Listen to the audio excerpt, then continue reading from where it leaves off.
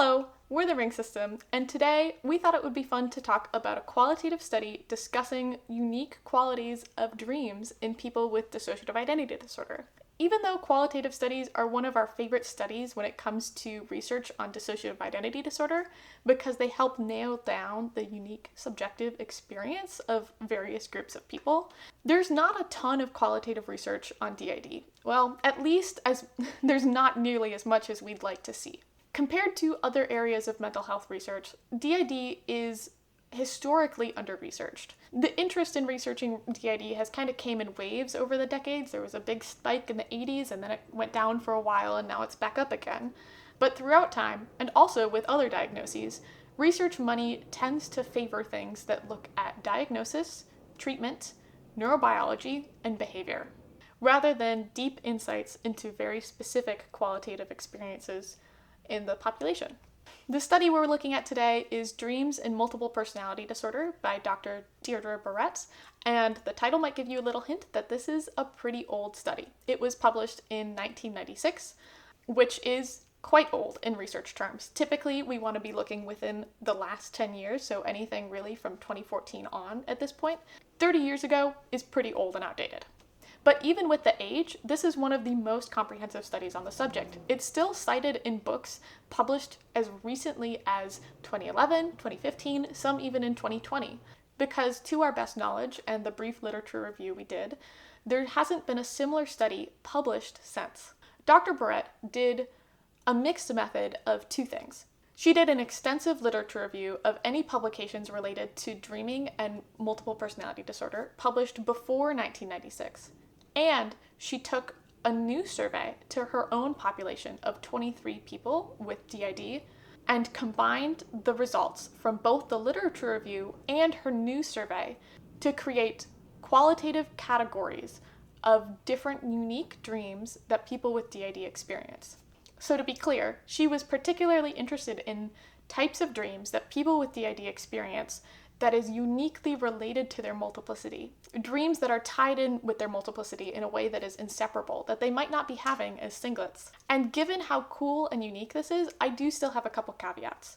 First, that this is still a relatively small population. She's still only looking at 23 people diagnosed with DID, so there might be whole experiences uncaptured by her study. And two, because the study is 30 years old, Dr. Barrett writes in a perspective that is similarly a little bit outdated, putting host alters, so alters who are consistently around in daily life the most frequently, and all of the other non-host alters in two different entirely separate categories, rather than the host being a role that is just occupied and can shift between system members. She kind of writes very much in the viewpoint that the host is the real person and the other alters are more secondary to the host. That's not a viewpoint that's used in research or clinical theory today, but I wanted to point that out because it will show up here and there throughout the descriptions. And then as a third caveat that I forgot to mention before, from my understanding, Dr. Barrett's survey was not done directly with people with DID. Dr. Barrett surveyed therapists who had patients with DID and asked the therapists about their patient's experience, kind of like a third-person perspective on the dreaming. I would love to see this study redone today with more multiples and also a direct survey of the people who are experiencing dreaming and dissociative identity disorder to see if there's anything new, anything that's stayed consistent over time, and to get a better understanding of the population. However, this is the best that we have to go on, so let's get into it, because it's still pretty cool. Dr. Barrett identified 10 different types of unique dreams related to dissociation. Not every person with DID surveyed experienced all of the dreams. In fact, at most, only 83% of people with DID experienced a certain category of dreams. So if you have DID and you're watching and you say, "Oh, I don't experience that," don't worry, not everyone does. For the first category of types of dreams experienced by people with DID is the experience of a dream, or more often a nightmare, causing a switch. The example given is a situation where a system goes to bed and there is one person fronting. And then while the system is asleep, they experience a dream or a nightmare, and a different person wakes up and is fronting the body. So the switch occurred as the dream happened and the person woke up. Based on the fact that there's only one example, we don't know if everyone wakes up when they switch in a dream, or if some people might experience going to sleep as one person, experiencing a dream, switching in their sleep, and then continuing to stay asleep. The second category of unique experiences of dreams is where the host alter believes that the genuine waking actions of a different alter were a dream, when in reality they were waking actions. So, two quick examples of this. The host having a dream where they dreamt that they were sitting by a river in the moonlight, only to find out maybe a couple days, couple weeks later, that there was an actual other person in their system who in the middle of the night went out, walked by the river, sat in the moonlight. Another example, dreaming that you broke a household object, thinking it was completely within a dream, and then a couple days, couple weeks later, you find that exact household object broken.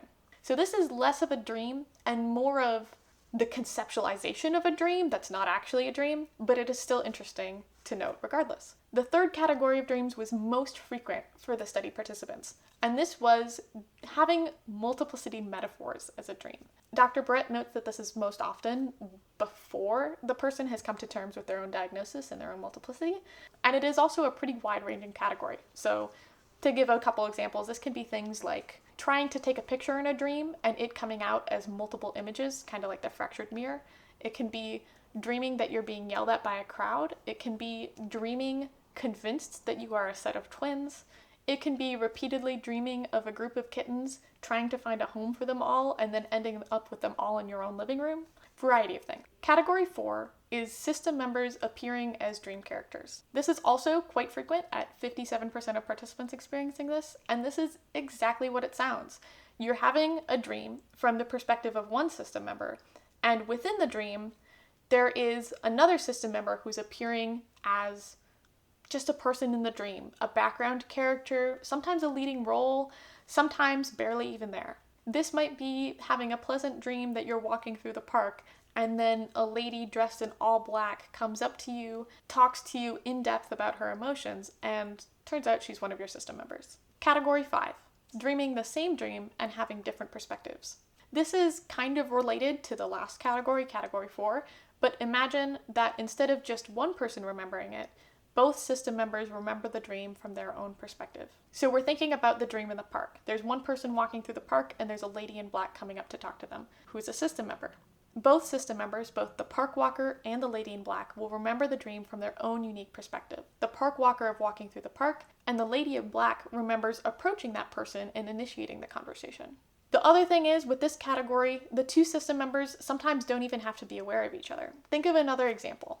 Maybe like going to the aquarium, and you have two system members who have experienced the same dream of going to the same aquarium, of seeing similar things, but they're completely unaware of each other. One system member dreams of sitting in the turtle section of the aquarium, and maybe the other system member isn't aware of that one, but has a perspective of being across the room and experiencing the same dream and the same series of events, but just across the room or from a different third-person perspective than the other system member.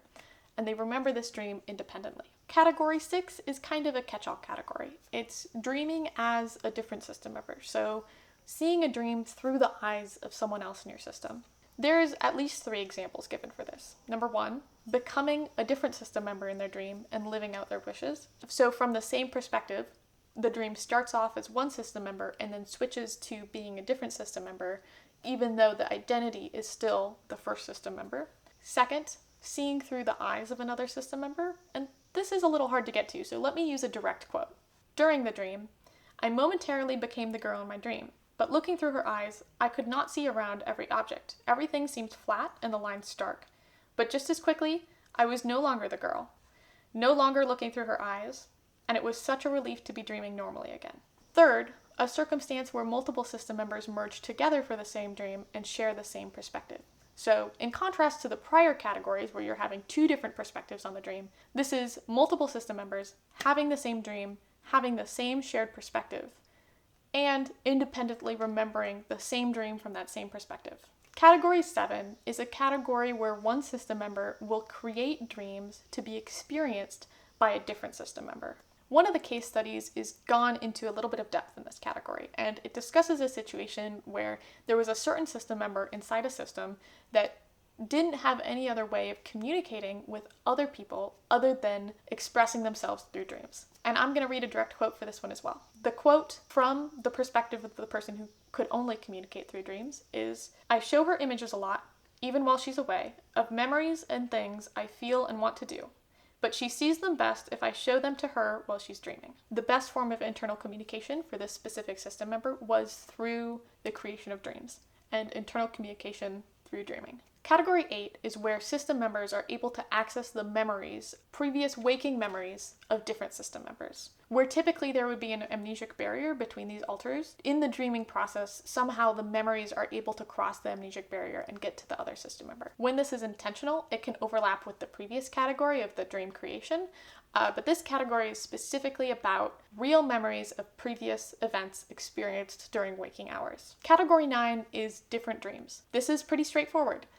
On the same night, when the body's asleep, during the same time period, two different system members have two different, completely separated dreaming experiences. They go to bed in the night, they wake up in the morning, uninterrupted sleep, and two different system members have two different narratives about what they dreamt while they were asleep. And last but not least, category 10 is the experience of fusion within dreams. This is really rare. It's only happened to 2 people in the survey, but this is instances where, towards the end of their therapy progress, the system fused into one person within a dreaming process. For both cases, it's hard to tell if the process actually happened within the dream or whether the dream was more of a reflection of the process that was happening within therapy anyways. But regardless, both participants said that that dreaming experience felt significant to them. These qualitative categories, beyond being pretty interesting in and of themselves, seem to be supported by more recent neuropsychological studies on dissociation and sleep. There's this lovely study we found called Dissociative States in Dreams and Brain Chaos: Implications for Creative Awareness. And because we risk mischaracterizing a neuroscientific paper, we're going to give you a quote and a quick description.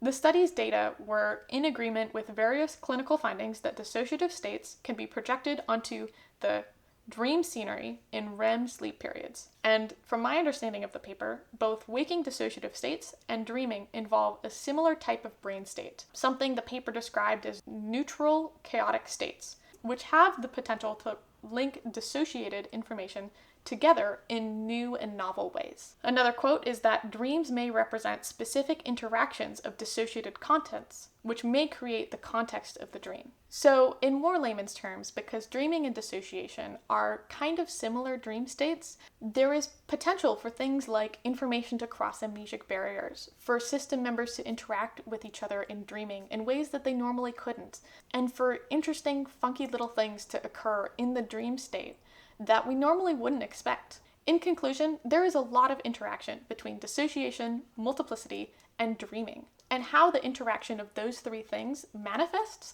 is probably going to be different and unique for each specific system. We think it would be so cool to have more work in this area. Again, an updated study talking directly with people with DID would be fantastic. Are there more categories of dreaming we didn't catch? Are the categories laid out by the old 1996 paper even correct and properly differentiated from each other? Are there some categories that should actually be multiple different categories? Do the type of dreams multiples have change based on the type of amnesia structured within the system? So if they're DID or OSDD? The author noted that multiplicity metaphors often happen before the self-realization of DID for the multiple.